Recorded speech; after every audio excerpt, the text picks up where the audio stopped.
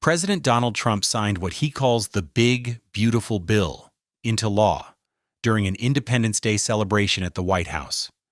The signing, which took place during a military family picnic on the South Lawn, marks a significant legislative victory for the administration, advancing key domestic priorities from tax cuts to border security. The event was punctuated by a dramatic flyover, featuring a B-2 Spirit bomber escorted by two F-35 fighter jets. Speaking before an audience of cabinet members and Republican lawmakers, the president celebrated the legislation, calling it the most popular bill ever signed in the history of the country. But as the administration celebrates, the opposition is sharpening its attacks. The Democratic National Committee has launched a new messaging campaign accusing President Trump of killing the American dream. The campaign, previewed to reporters, aims to directly link the president to recent price hikes on consumer goods, market volatility, and the potential impacts of the GOP-backed spending bill. DNC Chair Ken Martin stated that Republicans now own this mess and that the bill is an albatross around their necks heading into the midterm elections. Democrats plan to lean heavily on this message, arguing the bill will lead to cuts in Medicaid, food assistance, and housing programs. The strategy is part of a broader effort to revamp the party's appeal after the 2024 election saw key demographics, including some Hispanic and younger voters, shift toward the Republican Party. Party officials say they will be targeting 35 Republican-held congressional districts they believe are in play for the 2026 cycle, hoping the new economic message will resonate with voters who may feel the pinch from rising costs. The political battle over the new legislation is mirrored in a series of direct confrontations between the White House and progressive states, none more so than California. The Trump administration has put the state's policies under repeated scrutiny, sparking clashes with Governor Gavin Newsom on multiple fronts. One of the most contentious issues has been immigration. Following federal raids to deport illegal immigrants in Los Angeles, protests erupted, leading to violence and looting. President Trump responded by deploying 2,000 National Guard members, bypassing the governor. The state of California has since filed a lawsuit against the administration for what it calls an effort to federalize the California National Guard. The Department of Justice also filed a suit against Los Angeles for its sanctuary city policies, which Attorney General Pam Bondi said undermined federal law and were a driving cause of the chaos. Environmental policy has been another major flashpoint. The administration has revoked California's ability to set its own strict vehicle emission standards, a move President Trump celebrated as killing the state's plan to ban new gas-powered cars by 2035. Governor Newsom called it an all-out assault on California and announced the state is suing to block the action. The two leaders have also sparred over wildfire management and water resources. Trump has accused Newsom of mismanaging forests and blocking water from flowing to dry areas, while Newsom's office has dismissed the claims as pure fiction.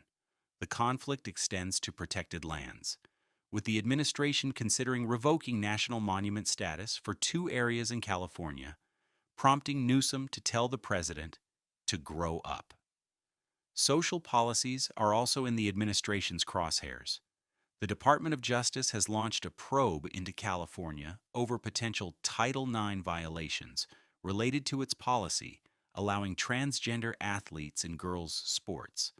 This followed an instance where a biological male transgender athlete won multiple girls' state track and field titles. Furthermore, the administration has given California's federally funded sex education program a 60-day deadline to remove all references to gender identity from its curriculum or risk losing its funding. The Department of Health and Human Services called the content unacceptable indoctrination. Finally, the administration has put California's long-stalled high-speed rail project on notice, calling for an audit of the multi-billion-dollar project and threatening to terminate $4 billion in federal grants. Transportation Secretary Sean Duffy noted that after 17 years and $16 billion, no rail has been built. Meanwhile, on the international stage, President Trump's attention was also on the conflict in Europe. The president held what was described as a very important and fruitful phone call with Ukrainian President Volodymyr Zelensky. According to statements from Kyiv, the two leaders discussed bolstering Ukraine's air defenses amid a recent wave of intensified Russian attacks. Zelensky's office reported that the call focused on additional practical enhancements and that the two nations agreed to hold a meeting between their respective teams to pursue further defense cooperation. The discussion came after Russia launched a massive overnight assault, involving what Kyiv said was a record 539 drones and 11 missiles. This discussion of air defense highlights a broader focus within the Pentagon on securing future air dominance through a new generation of military hardware.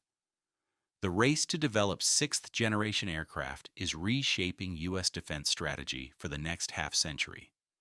Central to this is the B-21 Raider, a next-generation stealth bomber designed to be the backbone of America's long-range strike capability.